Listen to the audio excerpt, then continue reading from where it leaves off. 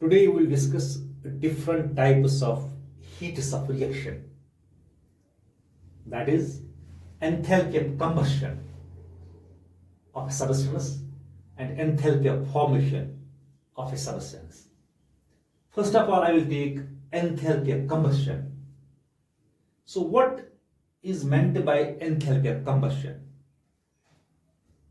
If I take here an example, this is methane, 1 mole of methane. This is 1 mole of methane, 1 mole. This 1 mole of methane is completely burned, and we get 1 mole of carbon dioxide and 2 moles of water here. So with the formation process, यहाँ पर हमें heat भी मिलती है, यानी this much of amount of this much heat is evolved here. यहाँ पर 890.4 kilo joules heat यहाँ पर evolve होती है, यानी this much amount of heat is evolved here. So this heat जो यहाँ पर evolve हो गई, this is known as enthalpy of combustion or heat of combustion of the substance. So now we can define this enthalpy of combustion as the enthalpy change of a substance. Enthalpy change of a substance. Usually heat evolved when 1 mole of the substance is burned, is completely burned. And when 1 mole of the substance is completely burned, the amount of heat evolved or the enthalpy change is known as enthalpy of combustion of the substance. So this is denoted by del CH, this is enthalpy of combustion of a substance. So here 890.4 kilojoules of heat is produced by burning 1 mole of methane. So therefore 890.4 kilojoules is the enthalpy of combustion of methane. ये enthalpy of combustion of methane है.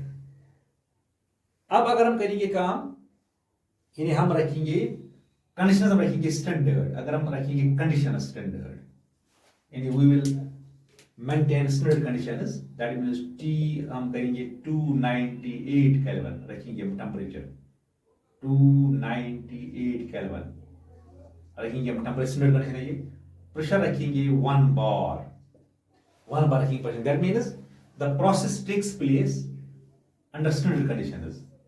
उस वक्त हम del C जो enthalpy of combustion है ना, उसको बोलते हैं standard enthalpy of combustion. यानी when the conditions are standard, the enthalpy of combustion is known as standard enthalpy of combustion. उसको हम बोलते हैं standard enthalpy of combustion. उसको वैसे करते हैं denote del C is small c subscript लिखते हैं और h के ऊपर लिखते हैं 0 or not as सुपरस्क्रिप्ट. सो ये बनता है standard enthalpy of combustion होता है. अब हमारे पास डिफरेंट फूड्स होते हैं, डिफरेंट फूड्स या और फ्यूल्स होते हैं हमारे पास.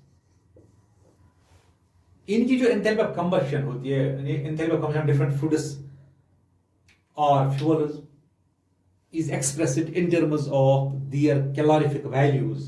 ये हम एक्सप्रेस करते हैं in terms of their calorific values. Calorific values. So a calorific value of a fuel or food, यानी किसी फूड या फ्यूल का कैलोरिफिक वैल्यू होता है heat evolved in calories or joules. यानी किसी भी फूड या फ्यूल का जो कैलोरिफिक वैल्यू होता है, it is the heat evolved in calories और in joules when 1 gram of it is completely burned. जब हम उस फ्यूल का 1 ग्राम, यानी ऐसे हम बोल सकते हैं, जब हम किसी फ्यूल या फूड का 1 ग्राम कंप्लीटली बर्न करते हैं, वहां पर जो हीट इवॉल्व होती है, that amount of heat is known as calorific value of the food or fuel. उसको हम बोलते हैं calorific value of food or fuel. उस जो वहाँ पर जो heat evolve होती है. For example, if I take 1 mole of glucose, 1 mole of glucose, अगर मैं 1 mole of glucose को burn करूँगा, इसको जलाऊंगा, So this much amount of heat is evolved. 2840 kilo joules यहाँ पर हीट होगी, इतनी इवॉल्व, यानी अगर हम 1 मोल जलाएंगे इतना हीट इवॉल्व होगा. So if I burn 1 gram of glucose, अगर हम करेंगे 1 ग्राम ऑफ ग्लूकोज करेंगे हम बर्न, 1 मोल ऑफ ग्लूकोज होता है 180 ग्राम के बराबर, 180 ग्राम के बराबर होता है. अब जब मैं 180 ग्राम जलाता हूं तो इतना एनर्जी हमें मिलता है, इतना हीट यहां पर इवॉल्व होता है. अब अगर मैं 1 ग्राम जलाऊंगा, 1 ग्राम ग्लूकोज हम बर्न करेंगे, सो कितना हीट होगा वहां पर इवॉल्व, हम करेंगे 2840 को सिंपली करेंगे डिवाइड 180 से, so we'll get 15.78 kilo joules per gram, यानी 1 ग्राम को जलाने से इतना हीट इवॉल्व होता है. So this is the calorific value of glucose, ये कैलोरीफिक वैल्यू ऑफ ग्लूकोज है, this 15.7. So in short we can say that calorific value of a food or a fuel is the amount of heat evolved when 1 gram of it is burned, completely burned. जब हम इसका 1 ग्राम completely burn करते हैं वहां पर कितना heat evolve होगा, that is it is calorific, उसका calorific value होता है. So this was about enthalpy of combustion. Now we will take enthalpy of formation of a substance.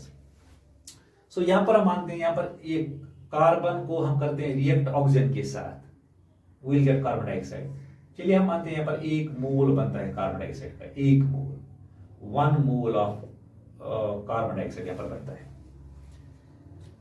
So during the formation of this 1 mole of carbon dioxide, during the formation of 1 mole of carbon dioxide from its elements, this much amount of heat is evolved, इतना heat यहां पर evolve होता है. यहां कभी ये absorb भी हो सकता है. सो यहां पर इस केस में इवॉल्व होता है यहां पर ये. सो कितना होता है 395.5 kilo joules. This is known as enthalpy of formation of the carbon dioxide. So del F H, इस केस में हम लिखेंगे, इसको हम बोलते हैं डेल एफ एच हो गए. ये एफ यहां पर सबस्क्रिप्ट है, डेल के साथ लिखते हैं हम एफ. सो ये बनेगा enthalpy of formation. So enthalpy of formation of a substance is the heat change, is the enthalpy change, that is heat evolved or absorbed when 1 mole of the substance is formed from its elements under given conditions of temperature and pressure. इसको represent करते हैं ऐसे del F H. सो यहाँ पर इस case में enthalpy of formation of carbon dioxide is 395.5. इसका मतलब है कार्बन डाइऑक्साइड यहाँ पर 1 मोल यहाँ पर बनता है कार्बन डाइऑक्साइड का फ्रॉम इट्स एलिमेंट्स. सो इतना यहाँ पर अमाउंट ऑफ हीट यहाँ पर इवॉल्व होता है. So this is here enthalpy of formation of carbon dioxide इस केस में. अब अगर हम कंडीशन रखेंगे स्टैंडर्ड, दैट मीन्स हम रखेंगे टेम्परेचर 298 केल्विन टेम्परेचर, प्रेशर रखेंगे 1 बार, और जो एलिमेंट्स होंगे उनको वो भी होंगे स्टैंडर्ड स्टेट में, और जो यहाँ पर जो प्रोडक्ट जो बनेगा वो भी होगा स्टैंडर्ड स्टेट में. उस वक्त जो एंथैल्पी ऑफ फॉर्मेशन है that is known as standard enthalpy of formation. Standard enthalpy of formation उसको उस वक्त हम बोलते हैं जब हम कंडीशन होंगे स्टैंडर्ड, एलिमेंट्स होंगे in standard state, that means pure state, और जो प्रोडक्ट बनेगा वो भी होगा स्टैंडर्ड स्टेट में. उस वक्त जो एंथैल्पी चेंज आएगी that is known as standard enthalpy of formation. उसको बोलते हैं स्टैंडर्ड एंथैल्पी ऑफ फॉर्मेशन. इसको हम कहते हैं डिनोट डेल एफ एच के ऊपर लिखते हैं सबस्क्रिप्ट नॉट और 0. सो ये बनता है standard enthalpy of formation. Standard enthalpy of formation है ये. So this is enthalpy change when 1 mole of the substance is formed. 1 mole of substance in its standard state is formed from the elements in their standard status under standard conditions. That means at 298 temperature and 1 bar pressure. So इस case में यहाँ पर जो ये 395.5 carbon case में standard enthalpy of formation है carbon dioxide का. हम एंथैल्पी ऑफ रिएक्शन जो होती है, एंथैल्पी जो हमने ऑलरेडी डिस्कस किया है, एंथैल्पी ऑफ रिएक्शन डेल और एच नॉट हो गया स्टैंडर्ड एंथैल्पी ऑफ रिएक्शन.